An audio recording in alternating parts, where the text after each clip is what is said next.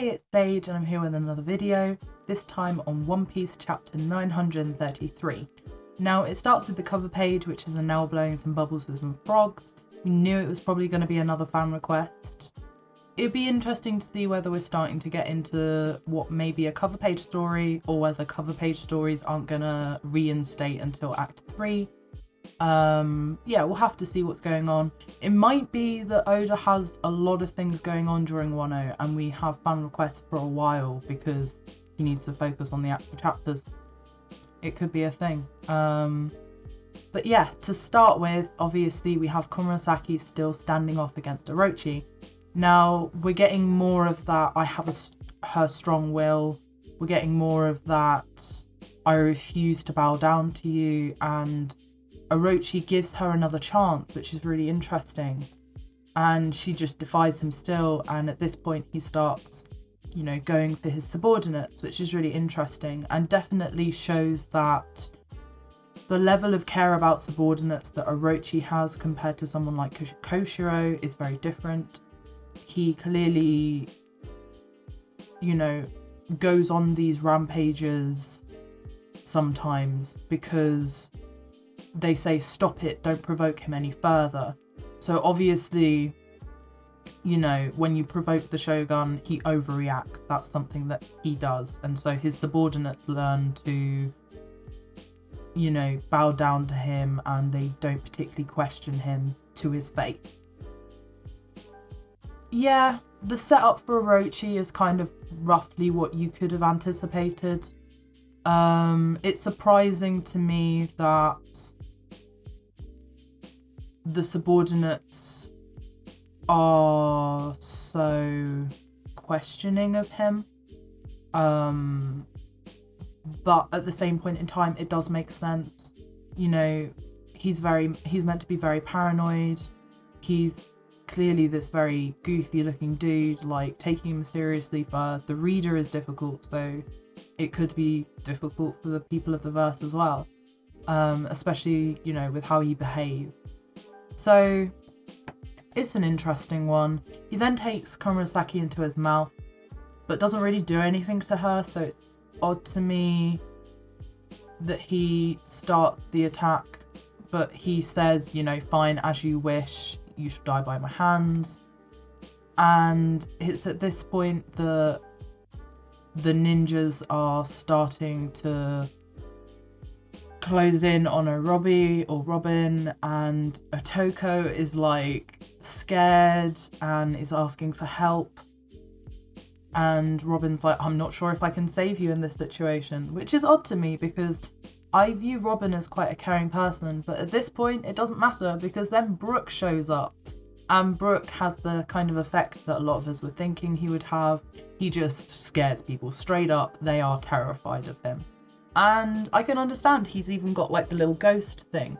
Now, I'm interested in what some of the repercussions of this could be, whether people start to believe the Shogun about the ghosts. You know, what will Orochi's subordinates think of after the invasion of someone like Brook? It could be interesting. And it's at this point that one of the ninjas actually catches up with Shinobu and Nami. It's quite a funny little scene, you know. Shinobu used to be like this beautiful seductress, which is really funny. Shinobu's had a lot of like good comedy, like variations of comedy, like having the rot fruit itself is actually meant to be a bit of a joke. The way she looks is a bit funny. She's not a very good ninja at all, even though she's meant to be very skilled. You know, she has a lot of different parts of humor, and it's really nice to see, especially her being like a funky looking woman who's kind of reminds me a bit of oh no, Kokoro. There we go. So it's Kokoro. Yeah, she kind of reminds me of Kokoro. When especially the reveal of Kokoro being a mermaid, that was hilarious. So I'm good with Shinobu. Shinobu is a good little character, I think. And they basically she attacks the balls of the ninja, and they all fall down after she uses her devil fruit on the ceiling. and they fall onto Orochi, who then spits out komurasaki. And it's at this point that I get thrown through a bit of a loop. Because Kyoshiro turns to komurasaki and says, "You've done it now. Are you prepared?" And she's like, "Yep. Yep." And then he slices her down. And it's just...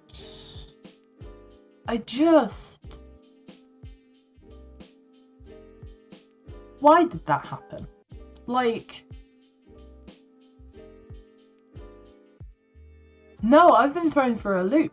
Like, obviously she's fine, and people who think she might actually be dead are very interesting to me, because I don't see somebody being this built up and then killed.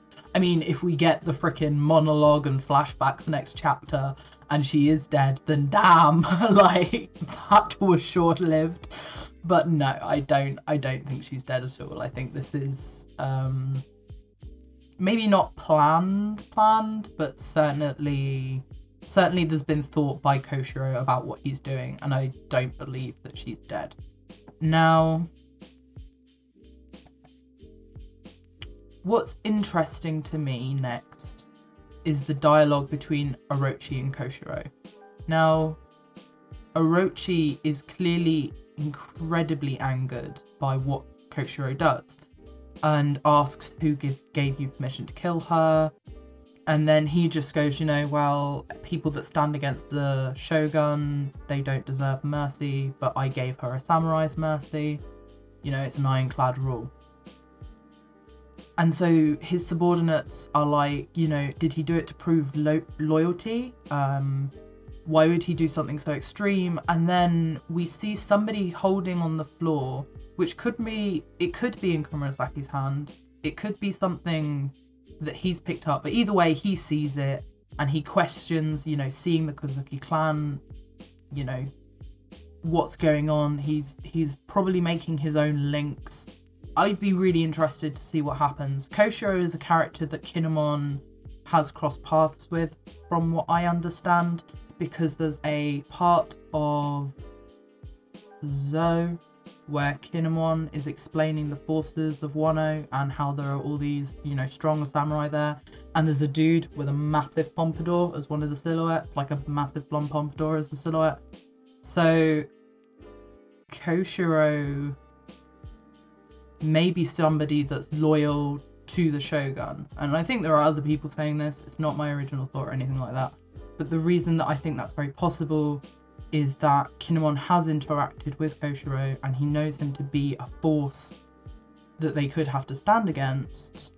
And maybe that reasoning is because he's loyal to the shogun. So it may be that Kyoshiro was loyal to Oden at some point, but his loyalties lie with royalty rather than, or shogunate rather than actual people. Which is odd, because he has this loyalty of his, you know, his own subordinates. That he treats them like they're important to him, you know, no matter who gets attacked, if they're his subordinate, it's important to him. So yeah, I'm really interested by this interaction from Kyoshiro. And then Orochi, you know, tearful at the sight of Komurasaki on the floor, turns his anger towards Orobi and Otoko. And yeah, okay, because it's kind of, the situation was brought on by Otoko. I can understand, you know, why he's still going after Otoko. But and then Orobi is once again, you know, he says, "You better tell me who you are." So he's giving Robin a chance to explain herself, and that's so strange to me. Or at least he expects her to explain herself, I should probably say. But that all doesn't particularly matter to Nami, because she just whacks out Zeus and she's like, no, none of this. And